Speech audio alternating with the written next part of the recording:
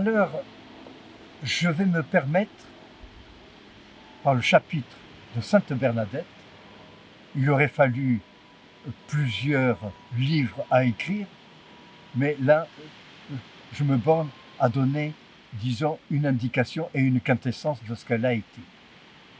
Mais là, je veux en venir à Saint Séraphin de Sarov, dont la similitude est frappante avec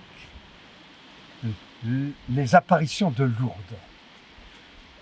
À quelque chose près, c'est exactement à la même époque. Saint Séraphin de Sarov vivait en ermite dans la Sibérie. Et c'était un ermite qui était croyant. Il avait une aura et une luminosité de son âme assez extraordinaire. Il était en communion permanente avec la nature. Il soignait les oiseaux, il soignait les animaux de la forêt de Sibérie. Et un jour, il a eu une visite d'une maman ours avec son ourson. Le saint les reçoit courtoisement et il y avait des nonnes, c'est-à-dire des sœurs orthodoxes, qui ont vu se dérouler cette affaire. Et ça a été mis au procès de canonisation. Et il a imposé les mains sur l'ourson et l'ourson a revu la vue. Et la maman ours, tellement elle était heureuse, elle est partie faire ses commissions en forêt de Sibérie. Il lui a ramené, en titre de remerciement, des gâteaux de miel. Les gens du monastère, ils étaient ébahis de voir ce qu'ils voyaient. Alors bon, et ensuite, la maman l'a remercié en lui donnant les gâteaux de miel. Et Saint Séraphin de Sarov était en train de travailler un verger pour produire ses propres légumes. Et en se souvenir, il a élevé une bonne ruche d'abeilles. Bon, et ensuite, il faisait froid, un ours géant qui est venu le voir. Alors là, les gens étaient ébahis. Pauvre Saint Séraphin, il va être mis en pièces. C'est l'hiver, l'ours a faim, c'est une bête de près de 900 kilos, il était énorme. Et l'ours est venu et Saint Séraphin lui a donné à manger à sa main. Et alors, le saint s'est mis en prière et l'ours s'est mis en prière aussi. Il s'est mis à genoux. Et il a toujours été en compagnie avec le saint. Voilà.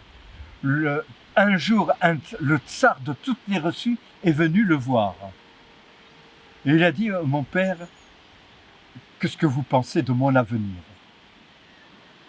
Et le saint lui avait dit, mon enfant, la Sainte Russie va avoir des moments très durs, mon enfant. Ça va être terrible. Il va y avoir des persécutions. Il va y avoir beaucoup de morts. Des innocents vont crier. Ils vont pleurer. Il va se passer quelque chose. Et le tsar, il est parti, disons, comme un mendiant, mendier son pain en Sibérie. Et très peu de temps après, quand Saint Séraphin de Sarov est décédé, il a été canonisé par un nouveau tsar de toutes les Russies. Sa femme était allemande. Et ils ont eu des enfants. Et là, il y a eu un drame. Le tsarovitch, le fils du nouveau tsar, était hémophile. La duchesse a sollicité un grand guérisseur français. C'était un, médium, un guérisseur. C'était Saint Philippe de Lyon. C'était un grand guérisseur. Mais il avait une lacune, il ne parlait pas russe. Et alors là, il y a eu autre chose. Et il y a eu un moine tout à fait remarquable, Raspoutine. Et c'est Raspoutine qui a arrêté, quand le tsarovitch avait des hémophiles, par imposition des mains, arrêté l'hémorragie. Alors il avait vraiment un don tout à fait remarquable. Et c'est par la lignée de Saint Séraphin de Sarov qu'il guérissait le tsarovitch. Et un jour, Raspoutine avait dit à la duchesse, si je disparais, la dynastie des Romanov disparaîtra. Et c'est le prince Yusupov qui a commandité le crime contre Raspoutine. Il a été abattu, Raspoutine, d'une manière terrible. Et là, le tsarovitch ne pouvait pas arriver à s'en remettre. Et c'est de là qu'il y a eu la révolution d'octobre. Voilà. Et que le parti communiste est passé.